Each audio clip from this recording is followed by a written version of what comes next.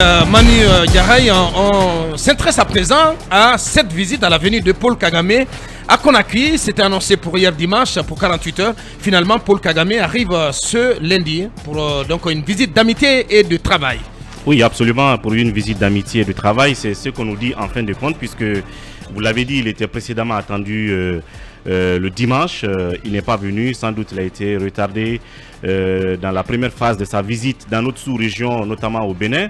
Et on l'attendait certainement hier nuit pour que l'échangeur soit inauguré ce matin. Là aussi, je crois qu'il y a un petit décalage finalement, ce qui a même impacté le contenu du premier communiqué du ministère donc, des infrastructures qui avait préalablement annoncé l'inauguration du pont pour ce lundi 17. Et finalement, l'inauguration sera faite demain, oui, parce qu'il semble que Paul Kagame arrivera aujourd'hui, mais en soirée ou un peu plus tard dans la nuit vers 20 h. Donc vous comprendrez très bien qu'il ne pourra pas, donc, aux côtés de Mamadi Doumbouya, inaugurer ce pont, sauf dans la matinée de demain, ouais, après quoi les deux vont certainement avoir une sorte de B2B, d'entretien de face à face, ouais, avant qu'ils ne quittent Conakry. Ouais. Donc j'imagine qu'après l'inauguration du pont, ils vont parler de jumelage, de coopération, ouais, de projets à entreprendre ensemble. Certainement, il y a une équipe qui va être mixte, qui va être mise en place. C'est un peu le protocole le plus souvent quand c'est comme ça. Ouais.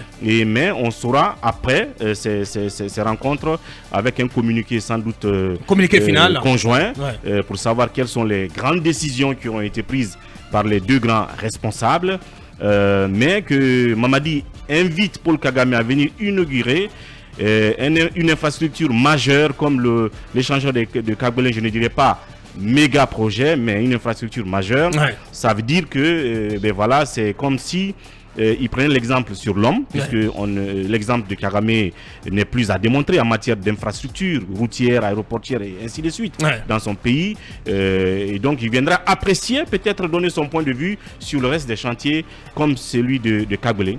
Ça reste donc à observer. Merci Mamadou. Vous avez essayé de travailler, de camper à votre niveau les enjeux qui se rattachent à ce déplacement, au déplacement du président rwandais à Conakry. Qu'est-ce qu'on peut retenir, Talibé?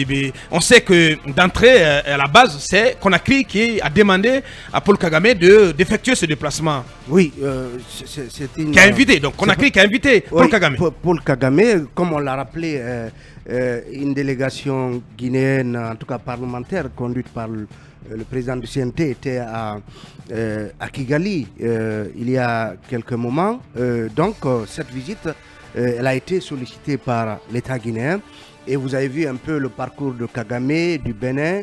Il passe d'abord par Bissau avant d'arriver à Conakry. Alors que selon nos informations, il devait initialement d'abord passer par Conakry avant Bissau. Pourquoi Bissau? Est-ce qu'il vient un peu auprès du président en exercice de la CEDEAO pour comprendre, forcément. Avoir des informations, ouais, plus précises sur la situation à Conakry, sur la junte guinéenne? C'est des questions à se poser.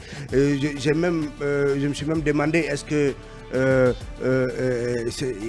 il pourrait éventuellement être porteur d'un message du président en exercice de la CEDEAO en direction des autorités de Conakry? C'est des questions à se poser. Toujours est-il que nous apprenons qu'il y a des enjeux économiques à ce séjour de Paul Kagame. Kagame s'intéresserait, selon ce qu'on apprend, à l'or guinéen. Bien. Parce que en 2019, il a lancé une raffinerie financée à hauteur de 5 millions de dollars, et une raffinerie dont l'agence Ecofin disait par exemple que c'était une raffinerie rendue opérationnelle en mars 2019. Son cœur de métier est de racheter l'or brut et de le travailler de manière à avoir une quantité de l'ordre de 99%. Donc vous imaginez la performance en termes de raffinage. Elle peut raffiner 6 tonnes d'or par mois, soit environ 120 kg d'or par jour. Donc, le Rwanda est en train donc d'aller vers les pays africains, ouais, qui producteurs d'or, qui jusque-là exportaient leur or vers l'Europe pour son raffinage. Vous avez vu un peu ce qui est arrivé avec l'or guinéen du côté de la Belgique, avec Afinor. Avec Afinor. Donc Kagame fait donc une opération de charme vers les pays africains producteurs d'or dans ce sens. Ouais. Et l'autre enjeu, il est militaire. Ouais. Parce que j'ai vu que par exemple au Bénin, oui. Il y a la signature d'un accord de coopération au plan militaire. Au plan sécuritaire et militaire. Pour aider le Bénin à se protéger un peu du terrorisme qui sévit dans les pays voisins. Ouais. Donc on apprend que dans le domaine de la formation et des renseignements, Kagame va contribuer à renforcer les capacités de la Guinée et à partager donc des renseignements sécuritaires pour les différentes écoles. Parce que Mamadi a lancé récemment beaucoup d'écoles. Beaucoup d'écoles. Et il paraît que du côté du Rwanda, Kagame s'est montré pionnier dans la création de ce type d'école pour renforcer les capacités militaires donc, du Rwanda. Et vous lui parlez tantôt du jumelage, mais aussi d'assainissement en la matière. Voilà, le Rwanda est un exemple en termes d'assainissement et de civisme à l'hygiène, voilà, qui a été cultivé de ce côté.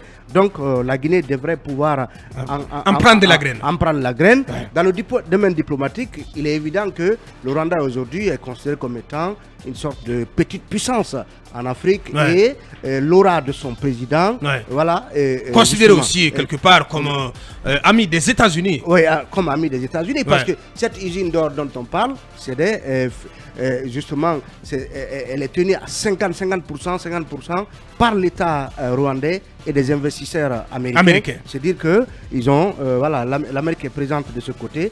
Donc c'est pour dire que voilà, c'est une visite qui a des enjeux non des moindres.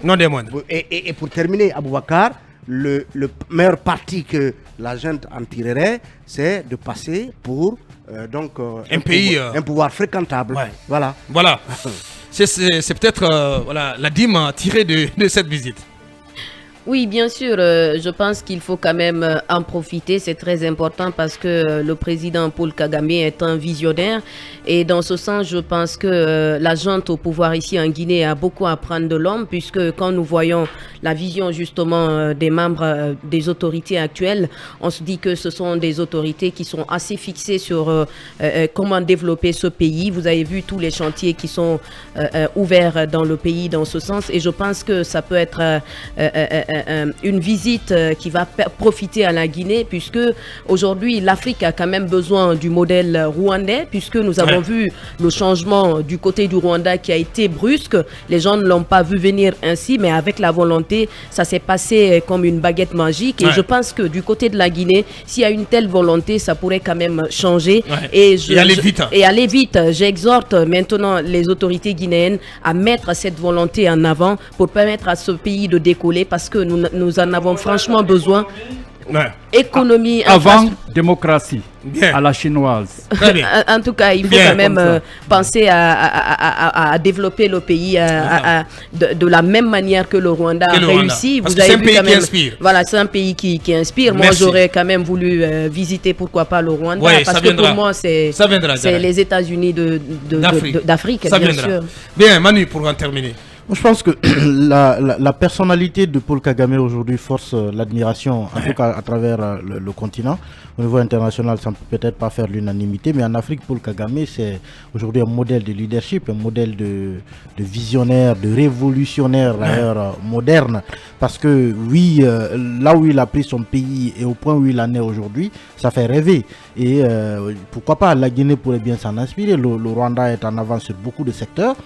Et c'est tant mieux pour la junte guinéenne. Mais sur le plan diplomatique, comme l'a dit Talibé, un homme d'une aura de Paul Kagame qui vient en Guinée dans un pays en pleine transition, je pense que c'est tout bénef, c'est un message assez fort pour dire que la Guinée, sous la junte, est bel et bien un pays fréquentable.